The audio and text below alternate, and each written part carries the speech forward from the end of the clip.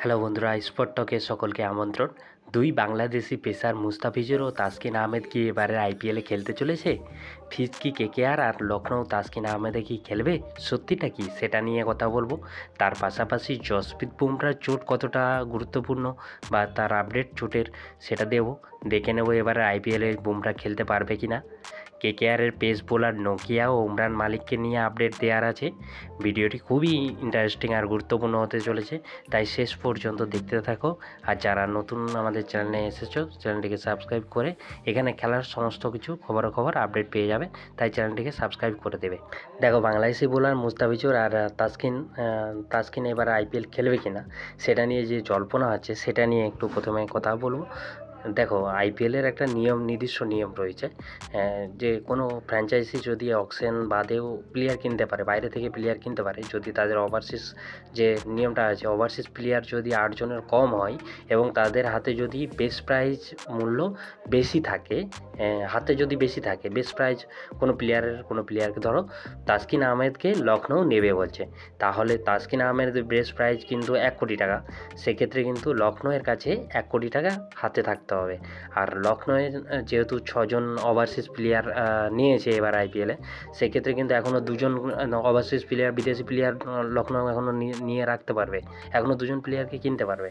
সেক্ষেত্রে লখনৌয়ের 1 কোটি টাকা হাতে থাকতে হবে, কিন্তু লখনৌয়ের হাতে রয়েছে মাত্র 10 লাখ টাকা। তাহলে সেক্ষেত্রে তাসকিন আহমেদের যেহেতু বেস্ট প্রাইজ 1 কোটি টাকা, তাহলে সেক্ষেত্রে কিন্তু তাসকিন আহমেদকে লখনৌ কিন্তু নিতে পারবে না, কেননা বেস্ট প্রাইজ তাসকিনের 1 কোটি টাকা রয়েছে। এবারে দেখো, আইপিএলের নিয়ম অনুযায়ী ওই কোনো প্লেয়ার যদি চোট পায়, সেক্ষেত্রে ওই চোট পাওয়া প্লেয়ারের রিপ্লেসমেন্ট হিসাবে কিন্তু অন্য যে কোনো প্লেয়ারকে কোনো ফ্র্যাঞ্চাইজি কিনতে পারবে।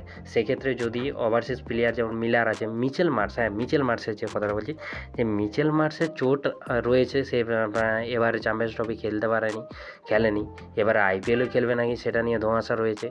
তাই সকলেই হয়তো এটা নিয়ে বলছে, এটা আলোচনা করছে যে মিচেল মার্শের পরিবর্তে হয়তো তাসকিন আহমেদকে নিতে পারে।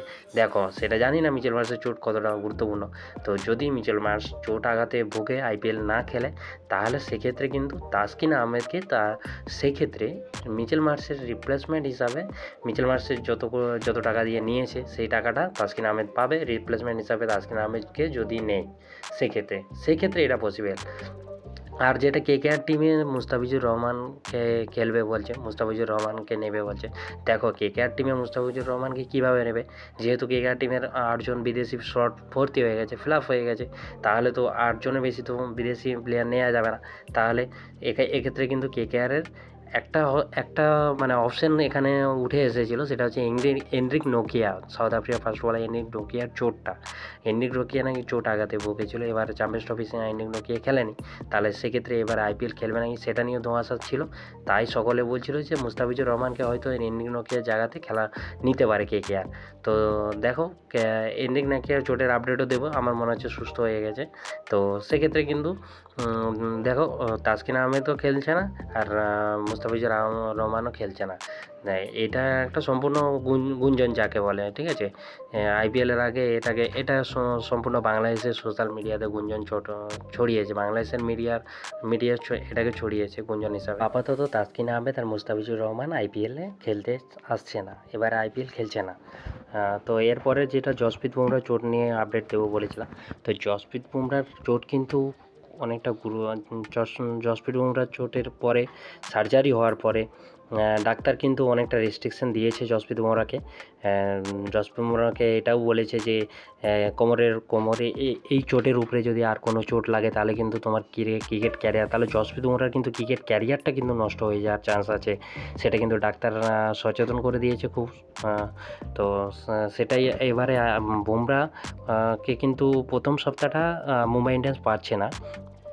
তো এখন ভাইটাল পয়েন্ট হয়ে যাচ্ছে যে জসপ্রীত বুমরাকে ইন্ডিয়ার কিন্তু খুব দরকার রয়েছে, যেমন 2026-এ টি-20 ওয়ার্ল্ড কাপ রয়েছে, 27-এ ওডিআই ওয়ার্ল্ড কাপ রয়েছে। তো সুতরাং ইন্ডিয়ার কিন্তু অনেকটাই দরকার জসপ্রীত বুমরাকে।